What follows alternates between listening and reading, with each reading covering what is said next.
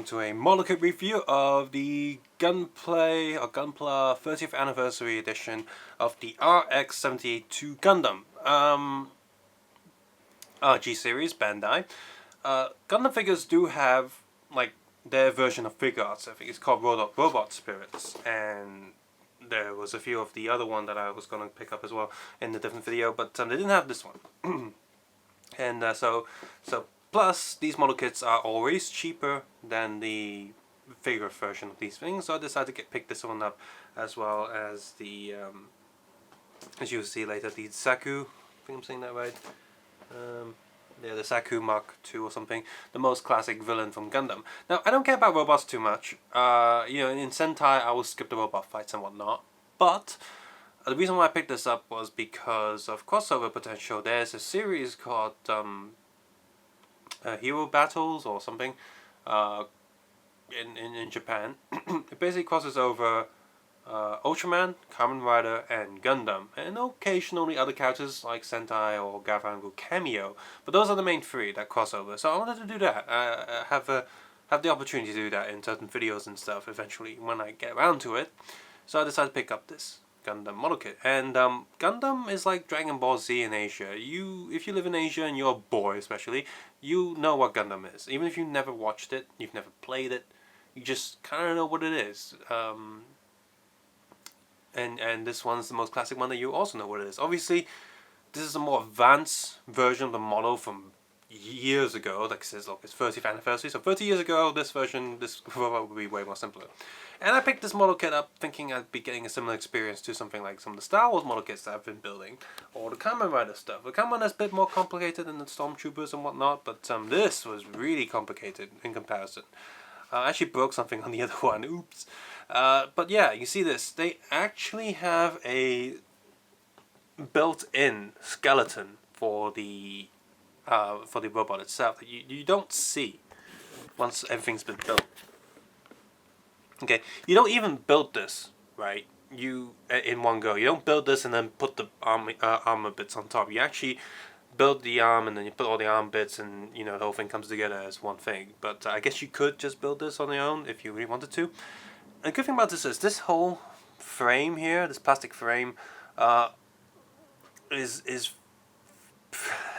pretty advanced. I mean, it actually looks like a robot's skeleton for one thing, so it's pretty good. And this is like a huge selling point for this brand of model kits. So you get a lot of detail, a lot of movement, a lot of articulation that, while you don't see once the thing's finished, is essential for creating a really advanced robot model kit, which is, I guess, the appeal for, you know, robot collectors and model kit collectors, because they've been building these. Some people have been building these for 30 years. You want something advanced after all that time. On the other side of the box shows you the figure once it's done, painted up in different action poses and whatnot. And the top side and bottom side of the box just shows that image again. Again, another difference with this is that the bottom black box actually has some advertisement details printed on there, HG and whatnot. Got some like sort of like model kits and other toy kits advertising here, perfect grade, like little Gashapon statues also advertising this in this thing. And of course you have the sticker sheet and the instruction booklet. And because of how complex this is, the instruction booklet is actually a book. They couldn't get away with it just like a long sheet of paper. That'd be ridiculous. And on the back, look, it's all like fancy and stuff. It actually has, there you go, you got a nice little wallpaper thing going on.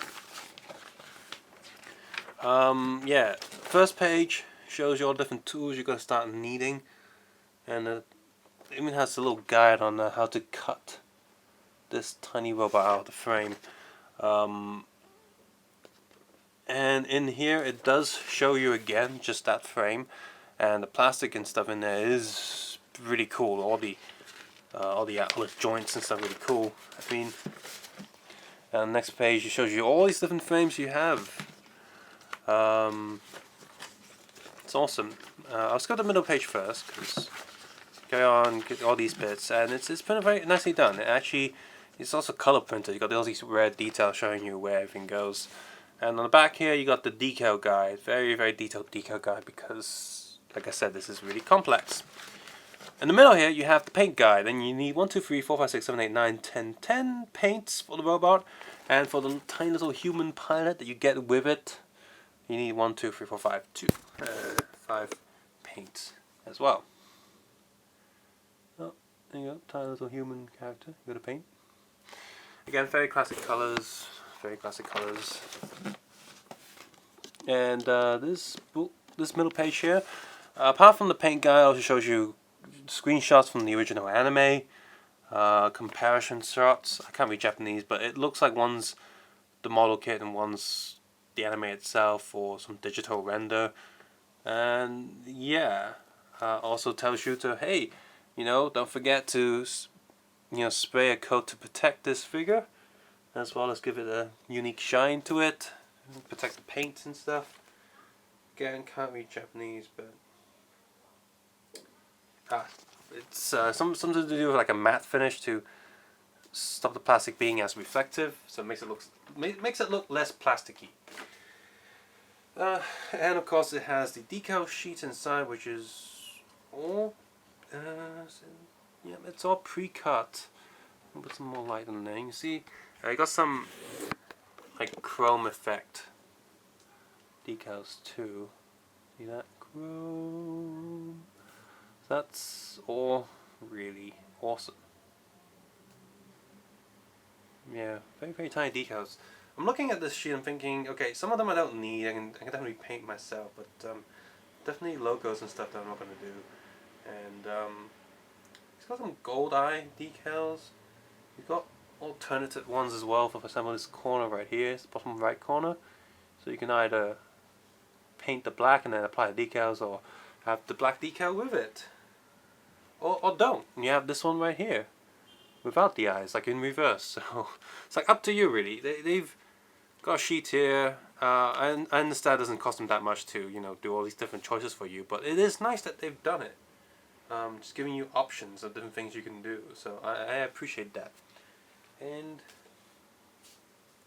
before we go into full detail of the figure itself, I'm going to put him there. I have not done any paint detail with him whatsoever. This is how he is as soon as you built him. Look at this tiny little model kit. Because of how complex he is, he requires all of these. I mean, the frame itself has more plastic than the model itself. You got like 1, 2, 3, 4. You got 4 here for small ones. And then you got 5 small ones. And you got 2 medium-sized frames. And then you got 3 big frames of all the stuff you need to build this model kit. It's insane. It's kind of wasteful. Look, all that plastic to build tiny little thing. So here's what you get with him. Now his hands are fully articulated, but just in case, to make it easier for him to hold items, he does come with 2 fist hands, one for each arm. See the ball peg at the end of the hand. That makes it easier for him to hold the sword, or in the punching pose. He's got a signature shield here that he can hold. Shield. He's got the handlebar there, as well as a little peg here that actually pegs into the arm of the robot to make sure it stays on him. And even here, on this supposedly simple shield, there's actually different colored plastics. See, there's a lighter red shade there to ensure that if you can't paint, you don't have to paint this. And yeah, on the back, the details there, you got the 2 sort of laser sword handles there. I can't say lightsabers because they're not. Laser sword handles there. Speaking of laser swords, of course, you do get 2 the laser beams that go on the sword. They are they're flexible-ish plastic, so they do feel good. They have tiny little pegs on the end, which is a little worrying, but they don't seem to be that easily breakable. So you get the tiny pilot there. She's holding her helmet, just standing there. So this is going to be a pain to paint. So make sure you have some fine Gundam pens or something. It's got this machine gun here, which has a. Yeah, both these guns on the handlebar, they have again a tiny peg right there that you can move out the way. It's articulated. You can hide it if you need to. That helps the figure hold the gun. It pegs into hands. So again, many different pieces of plastic combined to make this gun with little details and stuff. And you have a rocket launcher.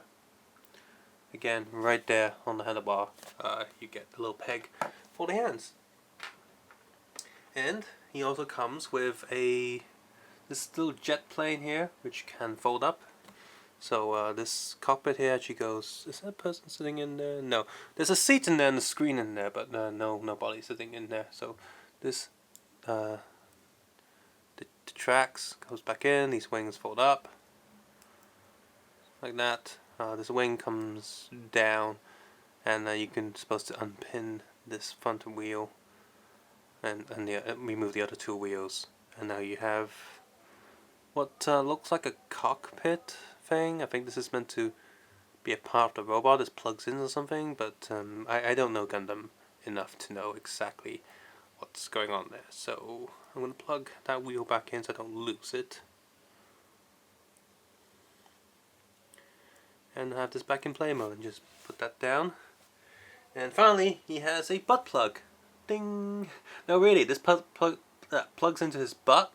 There's a hole down here for the stage act to hold him up, the robot stages. So I'm just going to zoom in on his butt. It's right there. Right there. There's a little pin that your fingernail should be able to pull it up. Like so, and you're going to have to push that up bit more. This is a very tight space. I mean, you know, his butt's very tight. So just a little peg that pops out just enough that should allow me to push it. Come on. There we go. So you open his butt like that, and you stick this butt plug in. And there you go. It's got a butt plug. So yeah, there we go. This robot here. Let's go through the. He's also got 2 extra blades there for decoration. They don't. Well, you can kind of use them as the laser blades as well, but they attach on ball pegs as well. See that? Articulation on these, like a remote control. These are power exhausts also on a little ball peg, but they don't really articulate too much when you move them. These 2 bits have a tendency of popping off, so that's not too good. So robot articulation time. Look at this. This is a very nice looking machine. Even if I don't care for robots, I can appreciate the details and stuff in here. And so yeah, so head is on a little ball joint. Arm goes up, down, full rotation. Whoops. That's a thing of model kits, because they're not meant to glue down, so they will pop off. They do have a tendency of popping off and stuff. How's this supposed to go? Oh, wait, that way. If you're not too careful, then that happens. Oh. There we go. Yeah, there's actually 2 shades of white there.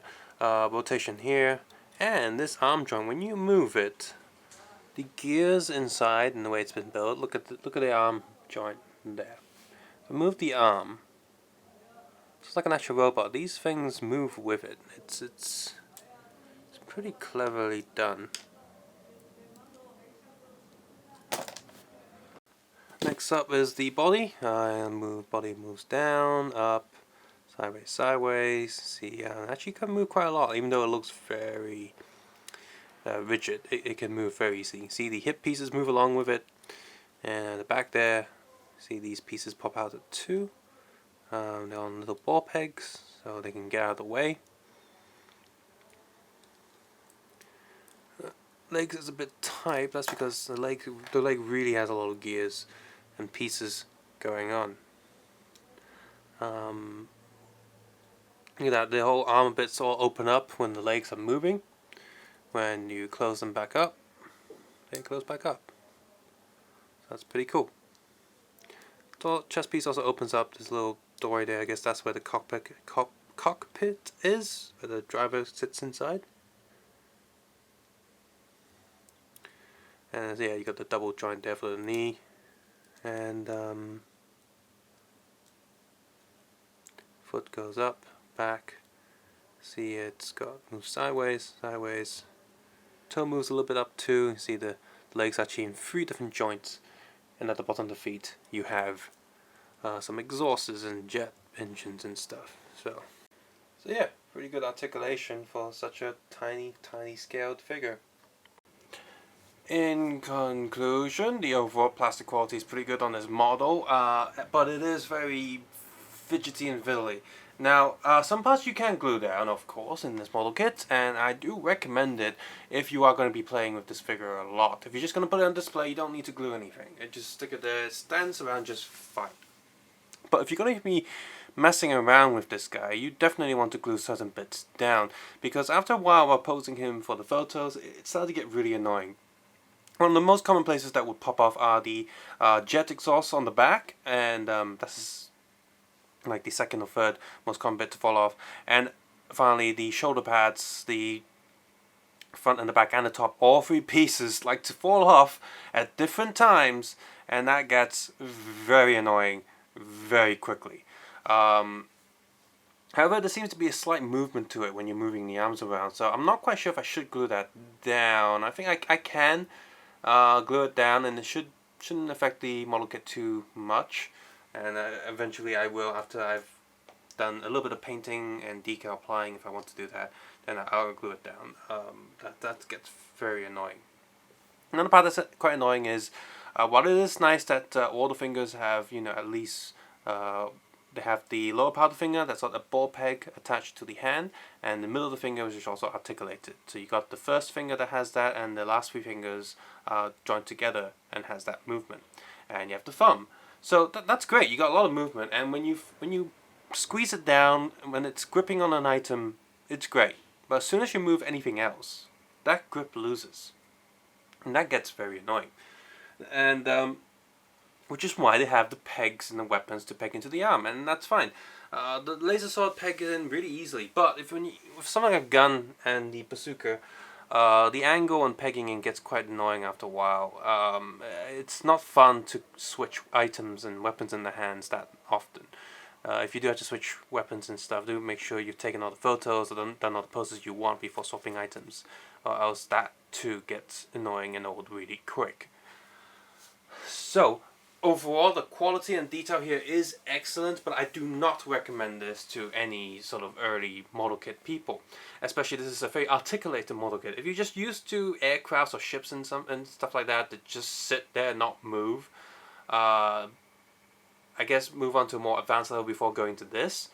And it's good that you do not need, for example, glue to put this together, or paint to make it look good. So if you're not good at painting or gluing stuff in, this is still good for you. But when it is to put together, while it does look nice, I have seen it look amazing with paint. So you still might want to consider painting it, and there are bits that are quite loose that you still might want to consider gluing and gluing together. So, oh no, this is a pretty good little figurine, but not for early players, not for amateur players. You definitely want to mess around with some easier model kits first before getting onto this, and there might be a chance that you will break this when building it. So definitely have some good clippers, some, what do you call those, sanding sticks, files around to sand down little joints, because you really got to sand down the joints, because all the connecting parts are exact. And you might also want to have some like knives and scissors around just in case.